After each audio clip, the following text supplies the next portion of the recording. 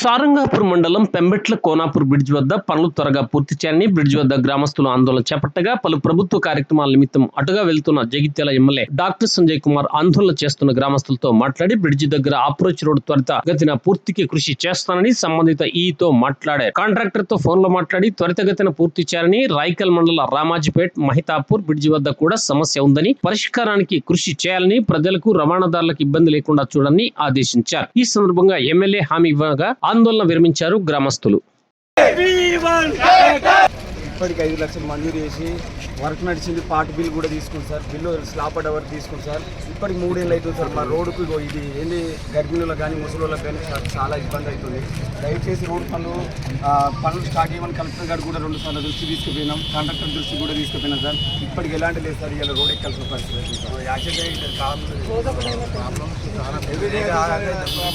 అవుతుంది. ఇది సారంగాపూర్ బీర్పూర్ మండలాలు కాకుండా మొత్తం కడెం వరకు కూడా వెళ్ళే వరకు మనకి రోడ్డు చాలా ఇంపార్టెంట్. హైదరాబాద్ మనందరికీ కూడా తెలుసు. పెంబెట్ల కోనాపూర్ దగ్గర 2 వాగులు ఉంటుంది. అందులో ఇక్కడ కోనాపూర్ దగ్గర ఒక బ్రిడ్జ్, పెంబెట్ల దగ్గర. పెంబెట్ల పూర్తయిపోయింది. కోనాపూర్ బ్రిడ్జ్ పెద్ద పెద్ద ఉంగల్వాడి మన భాష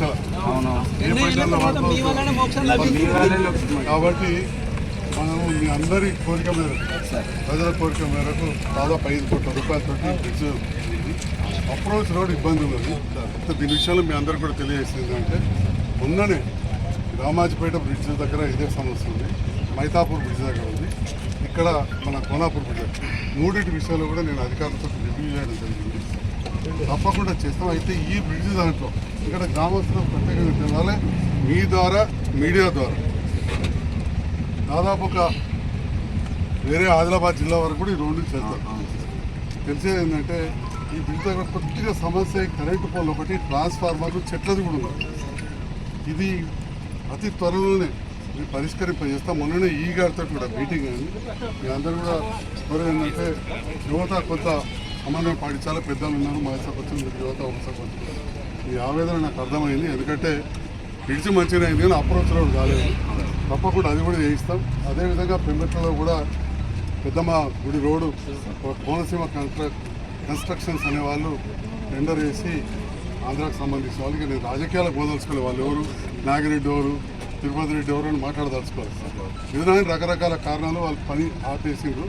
అది కూడా వేరే కాంట్రాక్టర్ ద్వారా పని ప్రారంభింపజేస్తాం. ఇది కూడా తిరుపతి రెడ్డి అనే కాంట్రాక్టర్తో ఇప్పుడు కూడా మాట్లాడినా మనకు పార్ట్ బిల్ వచ్చింది, ఇంకా కొంత రాలేదన్నాడు. నేను ఇది చేస్తే తప్పకుండా ఇప్పిస్తానని చెప్పి కూడా తిరుపతి రెడ్డితో మాట్లాడినా. ఈ గారితో జనరల్గా కాంట్రాక్టర్లతో నేను మాట్లాడాల్సిన అవసరం ఉండదు. ఈ గారితో మనం రివ్యూ చేసిన నేను తిరుపతి రెడ్డి అనే కాంట్రాక్టర్ మన వెనుక మాట్లాడి మీరు అందరూ కూడా చూసుకుంటారు. వారు ఆయన కొడుకు ఇక్కడ నిలబడి మరి పని చేయించారు. వారు మాట్లాడినా తప్పకుండా చేస్తాం అతి త్వరలో అని చెప్పారు. అందరూ కూడా సహకరించాలని